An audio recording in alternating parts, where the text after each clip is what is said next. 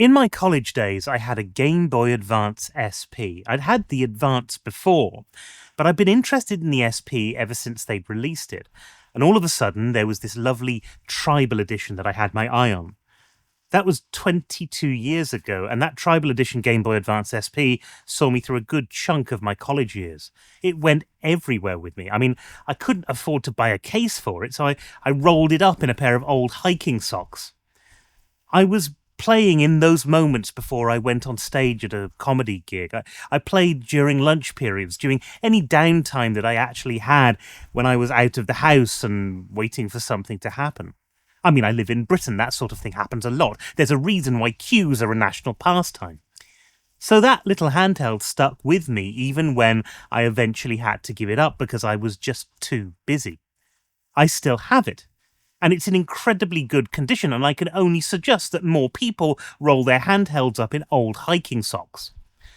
So last year, when Anbernic released the 34XX SP, I was quite interested to give it a go, but it landed at a very difficult time. See, my mum needed a heart operation. It's the sort of operation that they say they'll do in a day, and that they say that they do it all the time, but you're fully aware that if one little thing went wrong, that's it. And I'd be alone. And we had lots of meetings and tests at the hospital, and I'd take her along, and I'd be sat there, panicking because I just didn't know what to do. I bought the 34XX SP because I needed a distraction, and it became a bit of a lifeline. And not only could I revisit happier times, but I could discover new games as well. I could distract myself. It was there when my mum was on her hospital bed, and when I had to leave her to drive an hour home, and I sat in the car and I just couldn't drive. I couldn't get my limbs to perform the motions. But I could play Mario Kart. It was there when I got the phone call, and I'd been playing it because I couldn't do anything else. I was just so worried. And it was there when I found out that she was going to make a full and speedy recovery. And I don't think that words exist to convey just how relieved I was. Sometimes things are just too big. And I suppose that's why I've never made a video about the 34XX SP, because I start talking about it like this and the jokes go out of the window. So I'm lucky that Anbernic have released another device, or I'd never be able to talk about Game Boy Advance emulation ever again. The one they sent me was this pearlescent pink one, and I actually really like it. It's got a beautiful finish to it. Now, this is a plastic device with a metal effect paint on it, and after the RG Rotate, I would have liked to have seen a clamshell like this with a completely metal casing. But what we've got here is a device which is actually really nice to pick up and play around with. I keep opening it up and closing it up again because it's inordinately satisfying.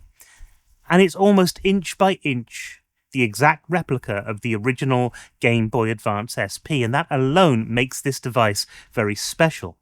It's so remarkably similar, in fact, every time I pick it up, I feel like I'm back in college again, and that I haven't done the homework, and it's the night before, and I should have done the reading, but instead, I just want to finish one more level of Mario. You'd think that this would be the ultimate Game Boy Advance machine then. Well done, Anbernic, no notes. But is it? Is the RGSP something to get into a flap about, or the sort of hand that you'd want to fold?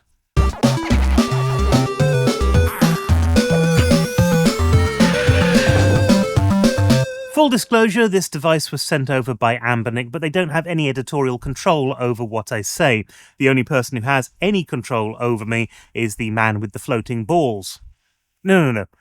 This man with the floating balls. Now, we can't talk about the RGSP without talking about what came before, and that, of course, is the 34XX SP. This was made in what felt like quite a sturdy plastic. It's built like a tank, really. It's nice and solid, a dependable weight. It's the sort of device that makes your body armor stat increase just by carrying it around with you. It's got sticks on it, which I did end up using a few times, but they're not a necessity on a device like this, and you're certainly not missing anything by not having them here. In fact, if anything, not having sticks makes this a much more authentic experience, which, let's face it, is what you want from a device like this. So what we're seeing with the RGSP isn't a complete reinvention, but it's another level of refinement. It feels like you're playing on a premium device, which clearly isn't the case when you see what's under the hood. This then is a premium feel with a budget price tag, the sort of device that will let your inner child run rampant through your gaming catalogue without your outer adult having to explain the mysterious hole in your monthly budget. Much like all of the budget Anbernic devices, the RGSP is running the all-winner H700 chip, which is actually a little bit more interesting than the specs may suggest. You've got 2 microSD slots and a 16GB card in the box, which holds your operating system. You have Wi-Fi 5, Bluetooth 4.2, a 3.4-inch laminated IPS panel at 720 by 480, giving you a 3.2 aspect ratio and 254 pixels per inch. Mini HDMI, a 3.5mm headphone jack and a 3300 mAh battery, 1GB of RAM and a single front-facing speaker. You also have a Hall effect sensor on the screen itself so that it will sleep when you close it. Eagle-eyed viewers will be seeing in ultraviolet, so probably not great for handheld gaming. But you may have noticed specs-wise, this is identical to the 34XX SP, except for the 2GB of RAM that were found in the original model. Gone, of course, are the halcyon days of companies just throwing an extra gigabyte or two at you like it was going out of fashion. And whilst those 2GB were doing some real work when it came to things like Portmaster, the 1GB inside the RGSP is nothing to be sniffed at.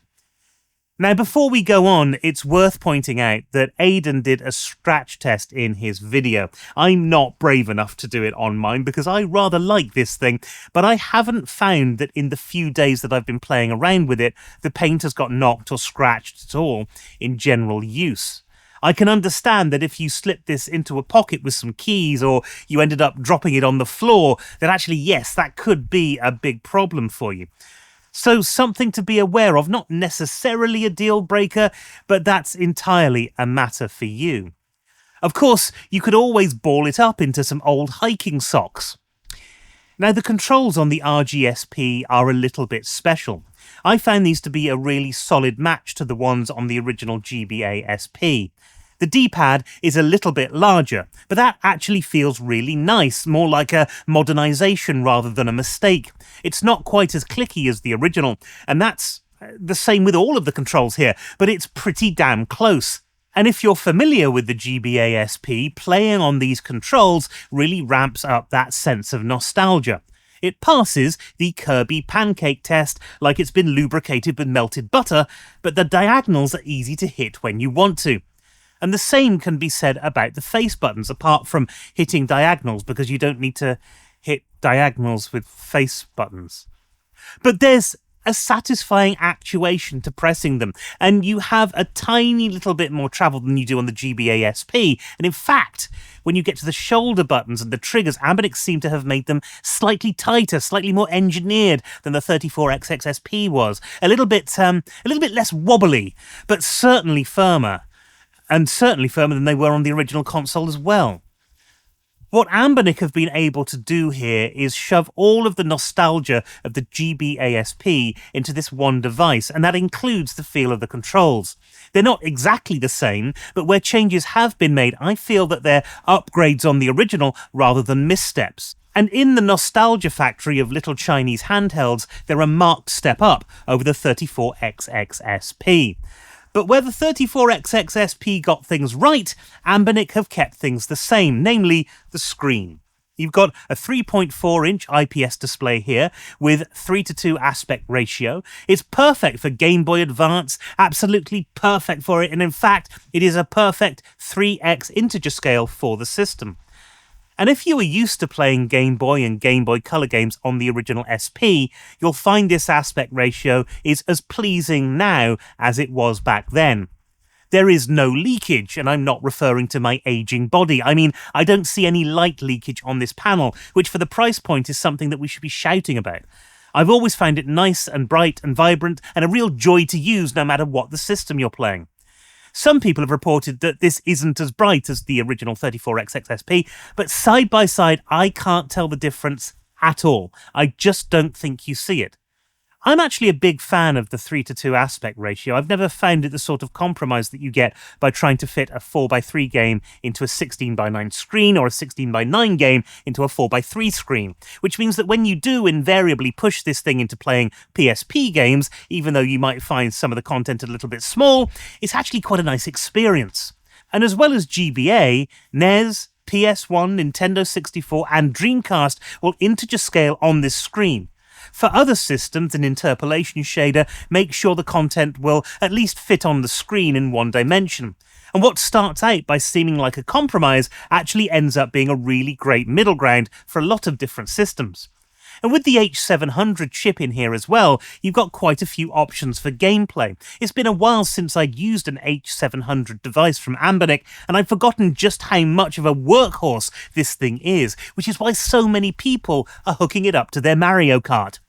PSP, Dreamcast, N64, well, they're the ceiling, of course, and you'll have some problems playing N64 games without C buttons. As standard, they're going to be mapped to your shoulder buttons, but that's not always the most convenient placement. But it's surprising how much of those catalogues run, and run quite well. Try and play God of War, and it may turn out to be Chains of Mild Inconvenience, but my original replay of Little Big Planet was on the 34XX SP, and that was a great experience. You've got the same power here, and at the tap of a power button you can even emulate the analog stick so that you can control your Sackboy.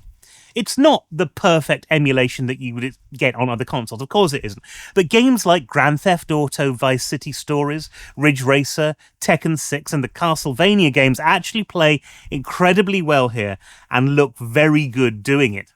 The same is true for the Dreamcast, where games like Power Stone, Sonic Adventure 2, Crazy Taxi and Soul Calibur all run like a greyhound in a centrifuge. You won't get the whole catalogue here, but what you will get is an awful lot of fun.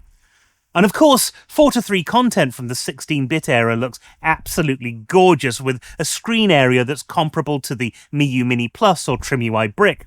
And you've got enough power to add in shaders for that more authentic look. But the star of the show, of course, is the incredible Game Boy Advance catalogue, and arguably that catalogue has aged better than almost anything else from that era. The GBA arrived at the moment when Nintendo, Capcom and Konami had spent 15 years getting good at sprite art, making some of the best 2D games ever produced, and all of a sudden they were porting them to the GBA. Early 3D from the same period looks a bit like a crime scene now. Every time I run through a PS1 catalogue, I expect to see a coroner dragging away at least one body. But GBA games looked like they were made deliberately. You've got your originals, your Advanced Wars, Golden Sun, Astro Boy, Castlevania, games that exist nowhere else but were built just for this screen. Then you have the ports like A Link to the Past, Super Mario World, even Donkey Kong Country, or one of my favourites, Aero the Acrobat. An entire Super Nintendo library in your pocket in 2003. That was something that you couldn't even have got on the original Game Boy. And then, towards the end of this era, developers had worked out how to make games that just shouldn't have been able to run on a handheld this small. But they did it anyway. And with the addition of save states, fast forwards and rewinds, and a lid that puts the game to sleep so that you can pick up exactly where you left off, you've got your original Game Boy Advance experience with all of the benefits of modern emulation technology. Now, usually with these devices, I will reach straight for some custom firmware, but for the first time, I've properly taken a look at what Anbernic have produced in the box, and I'm actually ever so impressed with it. Not only can you use it to switch off basic functions, but you can drill down into this and turn off the whole pre-customized build so that you can modify RetroArch to your heart's content. There's still a learning curve that's steep enough that you might need crampons and a Sherpa to get you up there, but it's a lot more user-friendly than it used to be. I'd just like to see them include things like Portmaster straight out of the box, but this is a much more mature system than we've seen before, and I'm really glad that Anbernic have put the time into expanding it. So where does this leave us? Well, for $64.99, you can't really get better for playing Game Boy Advance games. Sure, the Ioneo Conquer Pocket Advance is on the horizon, and it's much more powerful, and it's creeping up on PlayStation 2 and GameCube games with a glint in its eye. But if your goal is the GBA catalogue, then it's somewhat of an overkill. Although I think it's going to be a really good device, don't get me wrong. If I was going to buy a Game Boy Advance today, you'd be looking at upwards of $74 for it, and that's without any games that you can play. You're getting a worse quality screen, and you've got no idea how well the previous owners have looked after the thing. Even with something like the Super Chisk, which is incredibly good, by the way, I want to make a video about that one soon, you don't get the flexibility of the RGSP. You don't get the other emulatable systems. This, then, is for everybody who wants to play Game Boy Advance with that old SP design, but wants all of the benefits of emulation. We know what's on the horizon for it because we know what custom firmware is already available on the 34XX SP. And if you've already got a 34XX SP, then there's a good chance that you'll consider skipping this one.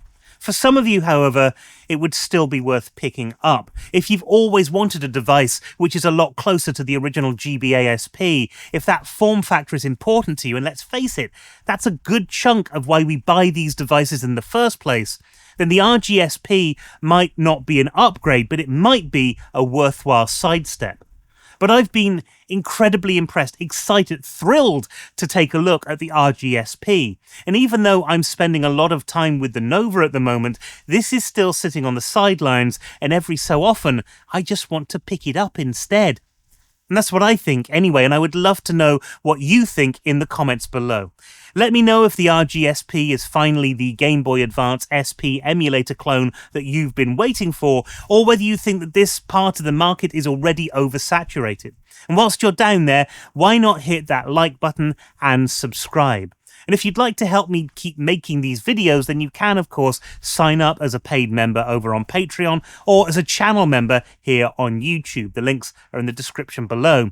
But that's it for this video, and until we meet again in this hidden corner of the internet that talks almost exclusively about Chinese boxes as if we're all obsessed with the Hellraiser franchise, thank you ever so much for watching, and happy gaming.